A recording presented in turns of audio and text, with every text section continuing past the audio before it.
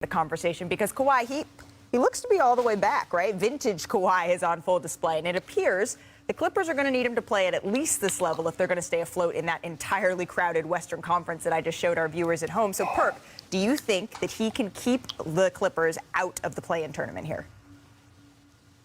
Absolutely he can. And look, when we talk about the top 10 players in the league, we might as well mention a healthy Kawhi Leonard because he's been back to his Jordan fashion. And I mean mimicking Jordan because that's who his game mimicked. But when I look at the Clippers roster, in order to win the title, you got to have depth. In order to be in the playoff hunt, you got to have depth. And yes, they don't have PG, but I'm looking at guys like Bones Highland and Terrence Mann who coming in off the bench and who is providing the offensive spark, who are pests on the defensive end. Anybody seen the Brody lately? Russell Westbrook? Hey, listen, Russell Westbrook hasn't had a coach like Tyronn Lue in his life. And this is the best thing that's going to happen for his career. We're going to see the best version of Russell Westbrook. When you have two anchors in the middle, and Plumlee and Big Zubac controlling the glass, rim protecting, all the above, the Clippers are going to be just fine.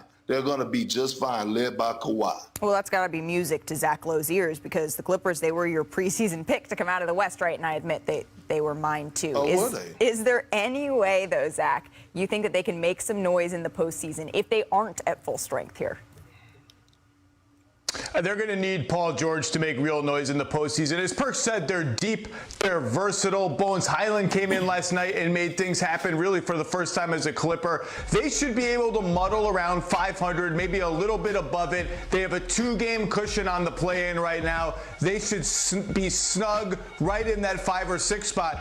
The problem for them if they stay at 5 is that Phoenix, potentially with Kevin Durant, is sitting at 4.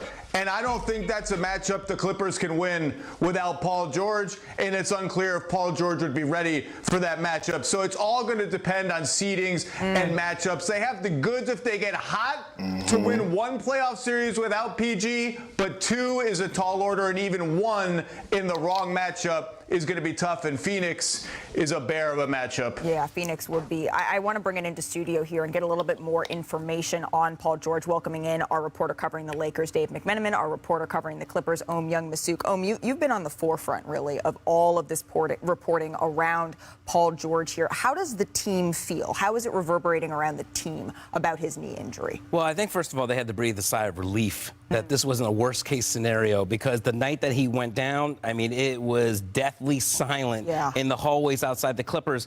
What I'm told is that this is a best-case scenario for Paul George, that he did not suffer any ligament damage to any of his major ligaments, but he will have to have this knee immobilized probably for a couple weeks at least. He will be reassessed in 2 to 3 weeks, and that just means what is the next step? That doesn't mean that he's going to be returned to action. After that, he would need to be ramped up. He needs to see if his knee will feel stable and strong after a couple weeks or 3 weeks before he can even think about doing anything, which is why I was also told that maybe a return in the first round would be optimistic for Paul George if they make it. So I think a lot of the Clippers are thinking, hopefully we can get him back at some point in the playoffs. At least we know that he does not need surgery and that he would miss any time that would go into next season. Yeah, because when you and I were texting that night, it was like, this looks bad. So hopefully at least there's a prayer that they get him back at this point. They were able to get the win over OKC without him. And next, it's going to be the Lakers that have to face a really tough Oklahoma City team. And the last time, Dave, right, that the Lakers and the Clippers, they faced off, it was when LeBron James broke the all-time scoring record. And that was an incredible night. But there was this video of Anthony Davis going around that day, his face when that moment happened. You have a story out on ESPN.com today. What more can you tell us about that? Yeah, go back to February, Lakers Thunder, and it's one of the biggest regular season games in NBA history, really not trying to be hyperbolic here. LeBron James is in the standings, and they felt like this is a game we got to have, and we're not playing the right way. Obviously, it looked bad. He understood the optics, but he told me that I would put my relationship with LeBron James up against not only any duo in the league, any set of teammates in the league. And there's a lot of stuff that people don't see. Now, I talked to Dennis Schroeder, and obviously he played with the Lakers a couple of years ago. This is his second stint back with the team. He said he sees a difference in AD, the way he leads, the way he takes care of his body, and the person he credits that difference to is LeBron James. That's really interesting. The story you have, it is so in-depth. It really gets into AD's psyche right now as he tries to make this push for the Lakers without LeBron James.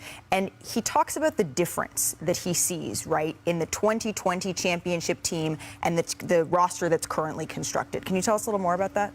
Yeah, I mean, he talks actually more about the similarities he sees between the two. He said he feels like this team has the same type of identity as that team, which was a defensive-minded group. And you see it on the screen here. He kind of went through the roster, all these guys that he said he hopes the management keeps together going onward to next year. KCP plays a little bit like Malik Beasley with his outside shooting. Alex Caruso, supersized AC.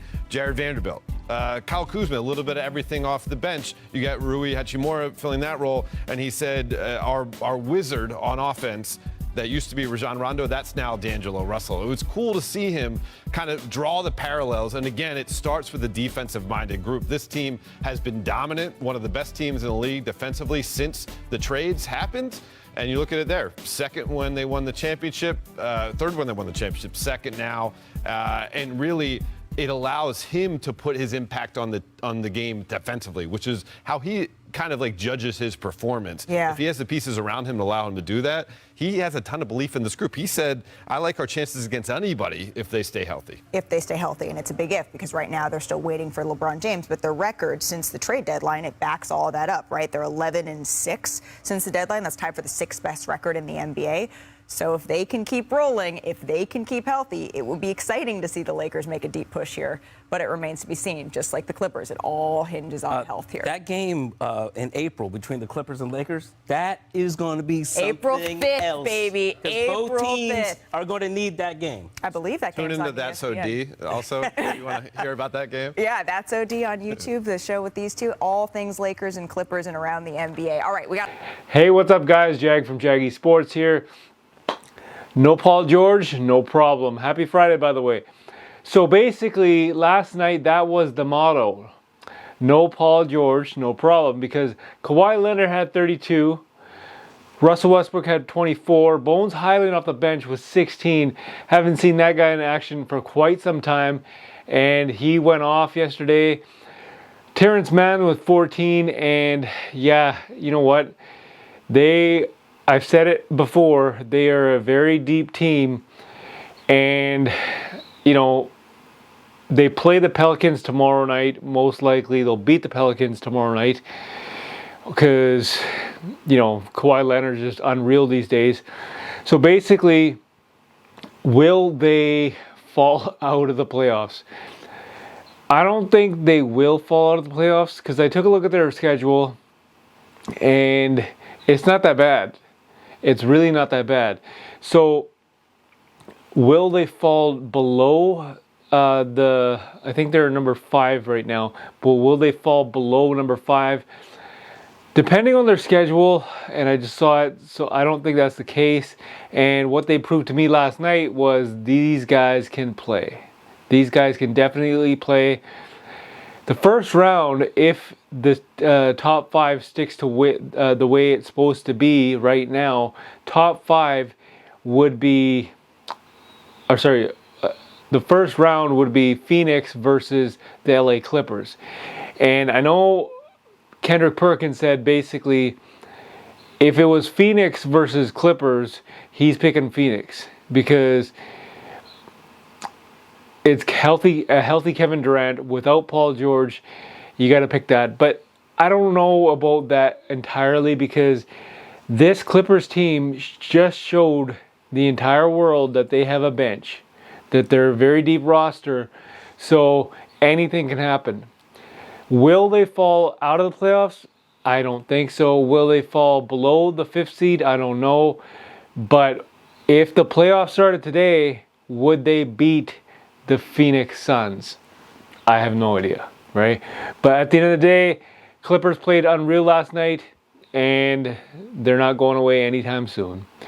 Leave a comment in the comment section. Tell me what you guys thought about last night's game and the Clippers' chances for the post-game or post-season. This is Jag from Jaggy Sports.